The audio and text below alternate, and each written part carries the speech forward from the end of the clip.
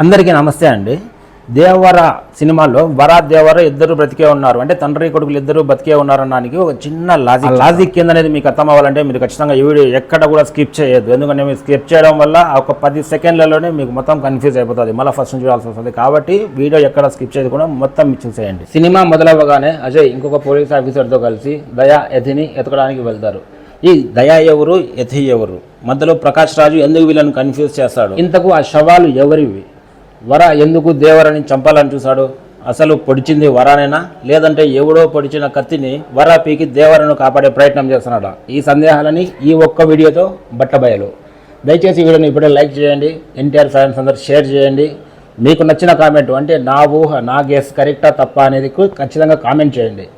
కథలోకి వెళ్ళిపోదాం. దయా యథిలను వెతుక్కుంటూ వెళ్తున్న పోలీసులకు అడ్రస్ అడిగిన పాపానికి ప్రకాష్ రాజు దేవర కథ చెప్పాల్సిన అవసరం లేదు. అయినా దేవర కథ ప్రకాష్ రాజు ఎందుకు చెప్తారంటే విషయం దేవర వరకు ఎప్పుడో వెళ్ళింది, ఇక మీరు తిరిగి వెనక్కి వెళ్ళొచ్చు అని సముద్రంలో శవాల్ని చూపించడం. ఆ సముద్రంలోని శవాల గురించి సినిమా అయిపోయేంత వరకు ఏ ఒక్క చిన్న క్లూ ఒక్క ఆధారం కూడా చూపిరు. ఎందుకు చూపిరంటే అవి చంపింది దేవర.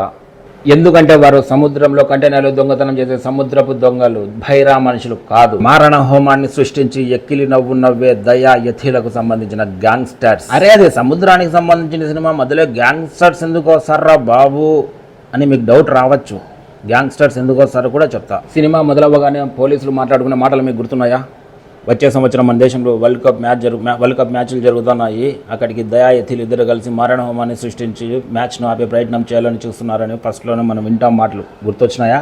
అంటే ఇప్పుడు మనం దేవరా 2లో ఒక్క సముద్రం మాత్రమే కాదు, సిటీలో జరిగే అల్లా కల్లోలా కూడా చూడబోతున్నాం. కేవలం సముద్రము కత్తులు కటాలతోనే ఇండస్ట్రీని షేక్ చేసిన ఎన్టీఆర్ ఇప్పుడు దేవరా 2లో గన్నులు గ్రెనేడ్లతో రాబోతున్నాడు. ఊహించుకోండి ఆ వాయిలెన్స్ ఎట్లుంటుంది అనేది మీరే ఊహించుకోండి.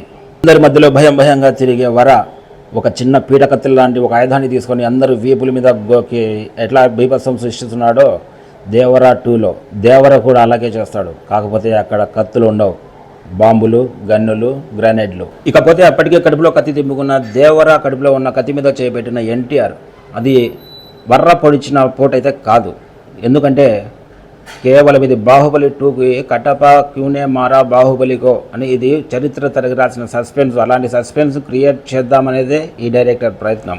కానీ ఆ సస్పెన్స్ సక్సెస్ కాలేదు. ఎందుకంటే కట్టప బాహుబలిని చంపడం మనకు నోటితో చెప్పడము కళ్ళతో చూపించడం కూడా జరుగుతుంది. ఇందులో లేదు కాబట్టి ఆ సస్పెన్స్ కొంచెం క్లైమాక్స్లో అజయ్ ప్రకాష్ రాజుని అడుగుతాడు, అంత పోటుమొగోడైన దేవర కడుపులో కత్తి దింపిన ఇంకో పోటుమొగోడు ఎవరని. ఆ పోటుమొగోడే దయా. అప్పటికే ఎక్కువ ధైర్యం ఉన్న ఇద్దరు వ్యక్తులు దయా యథి. వీళ్ళిద్దరిని భయాన్ని పరిచయం చేయడానికి వెళ్ళిన ఎన్టీఆర్ అక్కడ జరిగే కొన్ని సన్నివేశాలలో కడుపులోకి పోటు దింపుకోవాల్సి వస్తుంది. ఆ పోటు దిగినప్పుడే వర ఆ కత్తి తీసే ప్రయత్నం మనకు చూపించడం జరిగింది. దేవర చనిపోయాడు అనే నిజాన్ని ప్రకాష్ రాజు పోలీసులకు దేవర భార్యకు ఎందుకు చెప్తాడంటే వాళ్ళిద్దరిలో ఉన్న ధైర్యాన్ని కూడా చంపేసి వాళ్ళలో భయం చూడడానికి. కొంచెం కామెడీగానే ఉంటుంది కానీ ఇది నిజం. రాసి పెట్టుకోండి. దేవర 2 సినిమా ఎలా ఉంటుందంటే దండయాత్ర, ఇది దయాగాడి దండయాత్ర అని ఎన్టీఆర్ టెంపర్లో చెప్పిన డైలాగ్ మాత్రం ఉంటుంది. ఆ డైలాగ్ ఈ సినిమాలో ఉండదు, కానీ అంతకు మించిన రేంజ్లో ఉంటుంది. సముద్రం అంటేనే పిచ్చెక్కించిన ఎన్టీఆర్ ఇంకా గన్నులు, గ్రెనేడ్లు, బాంబులు అంటే ఏముంటుందో మీరే చూసుకోండి. దేవర 1లో దయా గురించి యథి గురించి ఎటువంటి మనకు ఇన్ఫర్మేషన్ ఉండదు. కానీ దేవరా 2లో వాళ్ళని చూపించేసరికి అప్పటికే భయపెట్టిన దేవర భయపడిన దయా యథి అని చూపిస్తారు మనకు. వర దేవర ఇద్దరు బ్రతికే ఉంటారు. సముద్రానికి రక్షణగా వర ఉంటే దేశానికి రక్షకుడిగా దేవర ఉంటాడు.